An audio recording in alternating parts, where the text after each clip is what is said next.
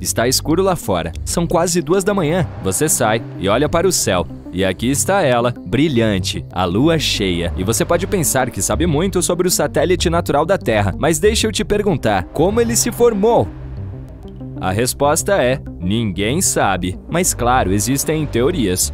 A mais popular, chamada de Teoria do Impacto Gigante, afirma que surgiu durante uma colisão entre a Terra e outro planeta, provavelmente menor que o nosso, do tamanho de Marte. E o próprio choque provavelmente aconteceu há cerca de 4,5 bilhões de anos. Outra hipótese, chamada de Teoria da Captura, afirma que a Lua costumava ser um asteroide ou algum outro corpo errante e se originou em qualquer outro lugar do Sistema Solar. Quando estava passando por aqui, foi pego pela nossa gravidade. Mas nesse caso há uma pegadinha. Nosso planeta e a Lua têm notáveis semelhanças isotópicas e químicas. Então, devem ter uma história ligada, o que significa que ela não poderia ter sido criada em outro lugar. Outros especialistas acreditam que, em algum momento do passado, a Terra estava girando tão rápido que parte de seu material se desprendeu, e logo começou a orbitar nosso planeta. Foi assim que a Lua apareceu no céu. Mas, novamente, há um problema. Nesse caso, a proporção e o tipo de minerais nela teriam que ser os mesmos que os daqui. Porém, há pequenas diferenças. Nosso satélite é mais rico em materiais que se formam muito rapidamente em altas temperaturas. Há mais uma teoria, e provavelmente a menos empolgante. Ela afirma que a Lua poderia simplesmente ter aparecido junto com a formação da Terra. Duh! Mas hoje em dia, uma questão mais urgente mantém os astrônomos ocupados. Trata-se realmente de um satélite da Terra ou são 2 planetas gêmeos? A Lua é grande comparada ao nosso mundo. Cerca de 1/4 do tamanho. É por isso que alguns especialistas se referem ao nosso sistema planetário como um planeta duplo. Mas até que ponto isso é correto? Se quisermos descobrir, precisamos olhar a definição da palavra planeta. De acordo com a União Astronômica Internacional, é um corpo espacial que orbita o Sol, é grande o suficiente para ter uma forma quase redonda graças à sua gravidade e limpou a região ao redor de sua órbita. Agora, que tal um satélite? É um objeto que orbita em torno de um corpo celeste maior. Se tomarmos o sistema Terra-Lua, seu centro de gravidade, chamado baricentro, está dentro da Terra. É por isso que, no momento, não podemos dizer que vivemos em um sistema de planetas gêmeos. De acordo com esta definição, a Lua é o nosso satélite. Agora, vamos voltar ao passado, tipo 3 ou 4 bilhões de anos atrás. Embora ela não fosse um planeta, provavelmente tinha uma atmosfera completa que se formou em momentos de poderosas erupções vulcânicas. Os gases se espalharam por toda a superfície e aconteceu tão rápido que não tiveram tempo de escapar para o espaço. Naquela época, a superfície lunar estava coberta de bacias cheias de basalto vulcânico. Imagine enormes plumas de magma voando alto, caindo no chão e criando fluxos de lava. Foi assim que as bacias de basalto apareceram na superfície de lá. A certa altura, os cientistas colocaram as mãos em amostras trazidas da Lua e descobriram que os fluxos de lava continham não apenas monóxido de carbono e enxofre, mas também os blocos de construção da água.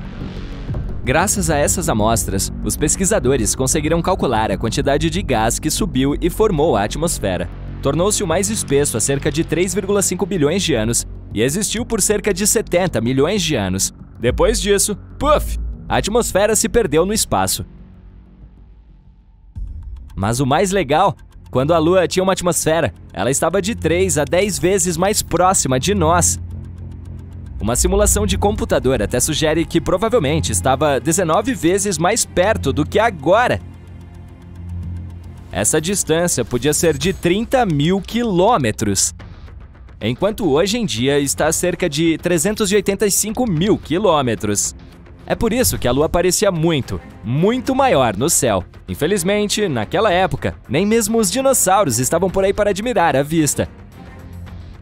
Atualmente, a atmosfera lunar é quase inexistente, pontilhada de crateras. E é por isso que o satélite não consegue se proteger dos meteoritos. Para comparação, existem cerca de 190 crateras de impacto identificadas por aqui. Muitos estão escondidos pela vegetação ou cobertos por água. Mas se falamos da Lua, o número é muito maior. Vários milhões, e cerca de 5.000 deles têm mais de 20 quilômetros de diâmetro. E como ela é menos ativa sismicamente que a Terra, essas crateras e outras formações antigas permanecem em perfeitas condições por séculos. Quando você olha para a Lua, é o objeto mais brilhante no céu noturno. Mas na verdade, a superfície é escura, porque a refletância de lá é um pouco maior que a do asfalto. Você pode saber que a atração gravitacional lunar causa as marés em nosso planeta, fazendo com que os oceanos se projetem tanto no lado mais próximo da Lua quanto no mais distante. Mas isso não é tudo. Ela também diminui a rotação da Terra. Esse fenômeno é conhecido como frenagem de maré. Aumenta a duração de um dia por aqui em pouco mais de 2 milissegundos a cada 100 anos. E nosso satélite também está se afastando, na mesma proporção em que nossas unhas crescem. Isso é cerca de 4 centímetros por ano. Se um dia ela se for pelo espaço, nosso planeta viverá tempos difíceis. Sem a atração gravitacional estabilizadora da Lua, o eixo de rotação da Terra começaria a mudar descontroladamente, de nenhum ângulo de inclinação, o que significa que não haveria estações, até um grande ângulo, resultando em condições climáticas extremas. Embora a superfície lunar esteja quase inativa, o nosso satélite ainda sofre terremotos. Uma teoria sugere que podem estar acontecendo porque ele está encolhendo enquanto seu interior está esfriando. Os cientistas dizem que a Lua se tornou cerca de 45 metros mais fina do que costumava ser várias centenas de milhões de anos atrás. Para ajudar a entender, imagine uma uva se transformando em uma passa. Ela enruga enquanto encolhe. O mesmo está acontecendo com o nosso satélite, que está encolhendo e enrugando. Só que, ao contrário de uma uva, não tem casca flexível. Sua superfície é dura e quebradiça. Assim, à medida que ocorre o encolhimento, a crosta racha e quebra, e suas seções são empurradas para as partes vizinhas. Quer saber outra coisa legal? Um estudo recente afirma que a Lua tem uma cauda, e todos os meses envolve o nosso planeta como um cachecol. Essa cauda delgada é composta de milhões de átomos de sódio, e a Terra viaja regularmente diretamente através dele. Ataques de meteoros explodem esses átomos de sódio para fora da superfície lunar e para o espaço. Durante vários dias, todos os meses, nosso satélite permanece entre o Sol e o nosso planeta. É quando a gravidade terrestre pega essa cauda de sódio e a arrastamos por uma longa faixa que envolve sua atmosfera. Esta cauda lunar é totalmente inofensiva e também invisível ao olho humano, 50 vezes mais escura do que você pode perceber. Mas durante raros dias, telescópios de alta potência podem detectar seu leve brilho amarelado no céu. Parece um ponto brilhante com 5 vezes o diâmetro da Lua cheia. E agora o fato mais incrível. 2 ou 3 anos atrás, um asteroide foi puxado para a órbita da Terra e começou a dar a volta no planeta. Embora não fosse maior do que um carro comum, ainda era algo grande.